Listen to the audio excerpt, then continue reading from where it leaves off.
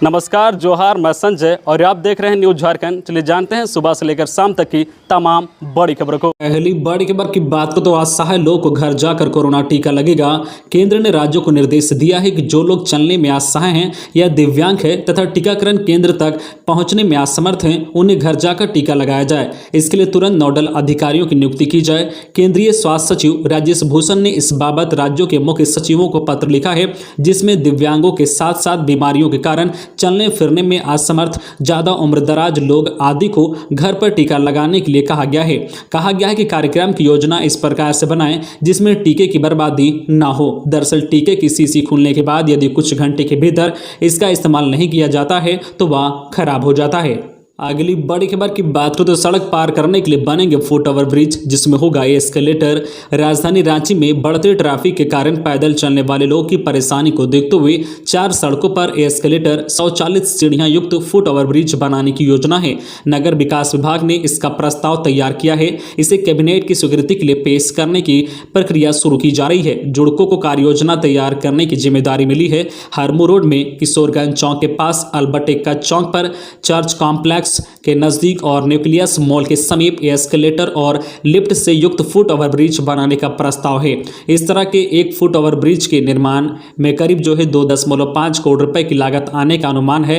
इस foot over bridge के जरिए सड़क पार करने के लिए लोगों को सीढ़ियां चढ़ने की जरूरत नहीं पड़ेगी। शॉपिंग मॉल की तर्ज पर लगाए जाने वाले एस्केलेटर से लोग फुट ओवर ब्रिज पर चढ़ेंगे और दूसरी तरफ उतर जाएंगे। फुट ओवर ब्रिज बन जाने से शहर की व्यस्त सड़कों पर आवागमन वाहनों का सुगम हो सकेगा। चर्च कॉम्प्लेक्स के पास मौजूद फुट ओवर ब्रिज का प्रयोग ना के बराबर होता है। माना जा रहा है कि इसका कारण है सीढ़ियां चढ़ने में लोगों को होने वाली परेशानी। इसे देखते हुए वे एस्केलेटर युक्त फुट ओवर ब्रिज बनाने की योजना तैयार की गई है। अगली बड़ी खबर की बात करें तो मौसम का मिजाज। रांची में आज सुबह से छाए हैं हल्के बादल, दोपहर बाद हल्की बारिश की संभावना।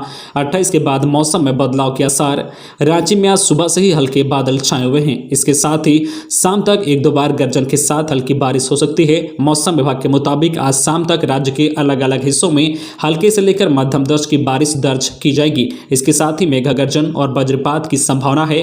राज्य में मौसम की ऐसी स्थिति 28 सितंबर तक बने रहने की संभावना है। मौसम विभाग के अनुसार वर्तमान में एक कम दबाव का क्षेत्र दक्षिण पूर्व हिस्से के ऊपर बना हुआ है। इसका टर्फ लाइन तेलंगाना तक फैला हुआ है। वही मानसून का टर्फ लाइन भी इस कम दबाव के क्षेत्र से होकर गुजर रहा है। इसी इलाके में एक अन्य चक्रवाती क्षेत्र आज 24 सितंबर तक बनेगा, जो बनने के अगले 48 घंटे में उड़ीसा को तट पर टकराएगा। इसका असर भी राज्य में देखने को मिलेगा। खबरों में आगे बढ़ने से पहले आपसे रिक्वेस्ट है कि अगर आप चैनल को सब्सक्राइब नहीं किए हैं तो प्लीज चैनल को सब्सक्राइब करके बेल आइकन प्रेस कर दे, जिससे आपको झारखंड की हर छोटी बड़ी खबर का अपडेट आप तक पहुंचता रहे। चलिए बढ़ते हैं खबरों की ओर। अगली बड़ी खबर की बात करें तो गोड्डा से रांची तक 29 सितंबर से चलेगी सीधी ट्रेन। नया टाइम टेबल जारी। झारखंड के गोड्डा से प्रदेश की राजधानी रांची के लिए जाने वाली ट्रेन अब 29 सितंबर से चलेगी। पहले इस ट्रेन को 26 सितंबर को हरी झंडी दिखाने की तैयारी थी, लेकिन संशोधित आदेश के तहत अब इसे 29 सितंबर से चलाई जाएगी। दरअसल रांची भागलपुर स्पेशल ट्रेन को गोड्डा तक का विस्तार देने की योजना की गई थी। ट्रेन संख्या 08603 अभी तक भागलपुर तक ही जाती है। भारतीय रेल ने अब इसे गोड्डा तक चलाने का आदेश दिया है। यही ट्रेन गोड्डा से 08604 रांची तक जाएगी। इस ट्रेन से गोड्डा से राजधानी रांची के लिए सीधी ट्रेन हो जाएगी। यह ट्रेन बीच में कई स्टेशनों पर रुकती हुई रांची जाएगी। इस ट्रेन का संशोधित टाइम टेबल भी जारी कर दिया गया है। यह ट्रेन गोड्डा से दोपहर 1:15 पर प्रस्थान करेगी और अगले दिन सुबह 5:45 पर रांची पहुंचेगी। अगली बड़ी खबर की बात करें तो हेमंत सोरेन बोले, मूलवासियों को रोजगार देने के लिए बना रहे हैं नियम। झारखंड के मुख्यमंत्री हेमंत सोरेन ने रोजगार के मौके सृजित करने को लेकर बड़ा ऐलान किया है। मुख्यमंत्री ने कहा है कि 2021 नौकरियों का साल होगा। उन्होंने आगे कहा है कि उनकी सरकार झारखंड के हितों को ध्यान में रखते हुए रोज नए कानून बना रही है। प्रदेश के मूलवासियों को कैसे रोजगार मिले, इसके लिए उनकी भाषा और रीति रिवाज के आधार पर नियम बनाए जा रहे हैं। सीएम हेमंत सोरेन ने कहा है कि उनकी सरकार का हर फैसला मूलवासियों, आदिवासी आदिवासियों, ओबीसी, किसानों और बेरोजगारों के हित को देखते हुए रहा है। झारखंड के मुख्यमंत्री आगे कहा है कि पूर्ववर्ती सरकार 5 साल में झारखंड लोक सेवा आयोग जेपीएससी की एक भी परीक्षा नहीं ले सके थी। उनकी सरकार ने 19 सितंबर को जेपीएससी की परीक्षा का आयोजन करवाया है। मुख्यमंत्री हेमंत सोरेन ने सोना सोबनम, साड़ी, धोती, लुंगी वितरण योजना को भी फिर से शुरू किया है। झारखंड के सीएम ने नाम लिए बगैर पूर्व की भाजपा सरकार पर हमला बोला है। उन्होंने कहा कि झारखंड पर 20 साल तक बाहरी मानसिकता वाले लोगों ने शासन किया। इस दौरान उन्होंने जो मूलवासियों की भावनाओं के साथ खिलवाड़ किया। अगली बड़ी खबर की बात करें तो नवंबर में हो सकती है पहली बोर्ड परीक्षा। सीबीएसई ने इस वर्ष 10वीं और 12वीं बोर्ड परीक्षा साल में 2 बार आयोजित करने का फैसला लिया है। इस कड़ी में पहली परीक्षा नवंबर के आखिरी सप्ताह से शुरू होने की उम्मीद है। इसके लिए रजिस्ट्रेशन प्रक्रिया शुरू हो चुकी है। 10वीं और 12वीं बोर्ड परीक्षा 2022 में कितने छात्र बैठेंगे, इसको लेकर सीबीएसई ने सभी स्कूल प्रबंधन से लिस्ट ऑफ कैंडिडेट मांगा है। सीबीएसई ने स्कूलों को पत्र भेजकर 30 सितंबर तक स्कूलों को सूची उपलब्ध कराने का निर्देश दिया है।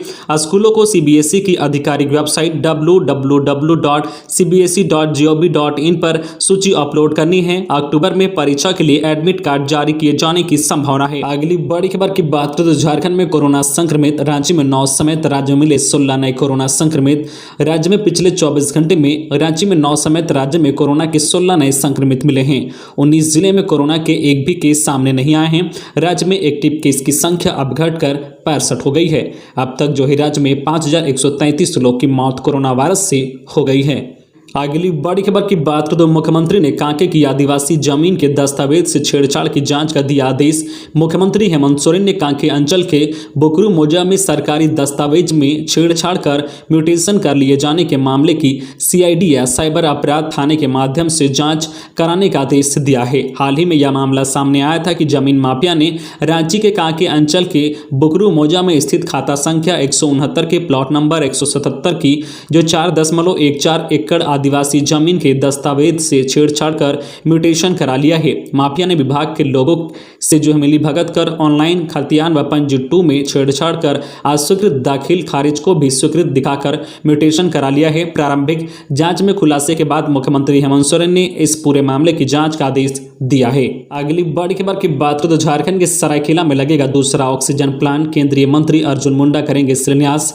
झारखंड के सरायकेला सदर अस्पताल के बाद अब कुचई के सामुदायिक स्वास्थ्य केंद्र में जिले का दूसरा ऑक्सीजन प्लांट लगेगा। पीएम केयर फंड से बनने वाले इस पीएसए ऑक्सीजन प्लांट का शिलान्यास कल 25 सितंबर को किया जाएगा। शिलान्यास कार्यक्रम की तैयारी शुरू कर दी गई है। शुरुआती दौर में कुचई सीएचसी में 20 ऑक्सीजन सपोर्टेड बेड के साथ पीएसए ऑक्सीजन प्लांट लगाया जाएगा। प्लांट से ऑक्सीजन सपोर्टेड बेड तक ऑक्सीजन पहुंचाई जाएगी। फिर जो है मीटर के माध्यम से मरीजों को ऑक्सीजन मिलेगी। अगली बड़ी खबर की बात करें तो 2 सवालों के सभी विकल्प गलत, मिलेंगे 2-2 अंक। जेपीएससी ने असिस्टेंट इंजीनियर की नियुक्ति लिखित परीक्षा में 2 प्रश्न के सभी विकल्पों को गलत मानते हुए सभी अभ्यर्थियों को 2-2 अंक देने का फैसला किया है। वही आयोग ने 25 मई 2021 को जारी मॉडल उत्तर में अभ्यर्थियों की आपत्ति के बाद कुल 21 विकल्प को सुधार कर सही उत्तर जारी किया है। आयोग द्वारा 9 व 10 अप्रैल को ली गई परीक्षा का 25 मई को मॉडल उत्तर जारी किया था। इस पर अभ्यर्थियों से 5 जून तक आपत्तियां मांगी गई थी। आयोग ने कल संशोधित मॉडल उत्तर जारी किया है। उल्लेखनीय है कि इस परीक्षा के माध्यम से 63 असिस्टेंट इंजीनियरों की नियुक्ति होनी है। इसमें 48 सिविल इंजीनियर, 9 मेडिकल इंजीनियर और 6 जो है इलेक्ट्रिकल इंजीनियर होंगे। अगली बड़ी खबर की बात करें तो गैर अनुसूचित जिलों में 4000 पदों पर 10 दिन में बहाली का निर्णय। राज्य के 11 गैर अनुसूचित जिलों में शिक्षकों और पंचायत सचिवों की नियुक्ति के मामले में सरकार 10 दिनों में नीतिगत निर्णय लेगी। इसके बाद नियुक्ति प्रक्रिया शुरू हो सकती है। गुरुवार को हाईकोर्ट को महाधिवक्ता राजीव रंजन ने यह जानकारी दी है। इसके बाद अदालत ने सरकार को लिए गए निर्णय से अदालत को भी अवगत कराने का निर्देश देते हुए सुनवाई 8 अक्टूबर को निर्धारित की है। एक अवमानना याचिका पर सुनवाई करते हुए अदालत ने यह निर्देश दिया है। बता दें कि करीब 4000 पदों पर बहाली होनी है। इन जिलों में सरकार की नियोजन नीति के तहत नियुक्ति प्रक्रिया शुरू की गई थी। इसके तहत अनुसूचित जिले के तृतीय और चतुर्थ वर्ग के सभी पद जो है उसी जिले के लोगों के लिए 10 साल के लिए आरक्षित कर दिए गए थे। अनुसूचित जिलों में गैर अनुसूचित जिलों के लोग आवेदन नहीं कर सकते थे। इसी नीति को चुनौती दी गई है। अगली बड़ी खबर की बात करें तो इंटरपोल से मदद के लिए सीबीआई को लिखा पत्र। मुख्यमंत्री हेमंत सोरेन को ईमेल के जरिए जान से मारने की धमकी के मामले में जांच कर रही सीआईडी साइबर थाने ने सीबीआई से पत्राचार किया है। सीबीआई मुख्यालय को भेजे गए पत्र में सीआईडी के साइबर थाने ने मांग की है कि इस मामले में इंटरपोल की मदद ली जाए। दरअसल मामले की जाँच के दौरान पुलिस को जानकारी मिली थी कि जिस सर्वर से मुख्यमंत्री को लगातार धमकियां मिल रही थी उसका सर्वर जर्मनी में है। विदेशी सर्वर से जानकारी जुटाने के लिए इंटरपोल की मदद की जरूरत है। इंटरपोल से राज्य की पुलिस सीधे अनुरोध नहीं कर सकती है। सीबीआई के जरिए ही इंटरपोल से जो है मामले में कार्रवाई कराई जा सकती है। तो ये थी आज की झारखंड की टॉप बड़ी खबरें। इसी तरह झारखंड की हर छोटी बड़ी खबर देखने के लिए आप हमारे चैनल न्यूज झारखंड चैनल को सब्सक्राइब करके बेल आइकन प्रेस कर दीजिए, जिससे आपको झारखंड की हर छोटी बड़ी खबर का अपडेट आप तक पहुंचता रहे। तो आज के लिए बस इतना ही, हमें दीजिए इजाजत, फिर मिलते हैं नेक्स्ट न्यूज में।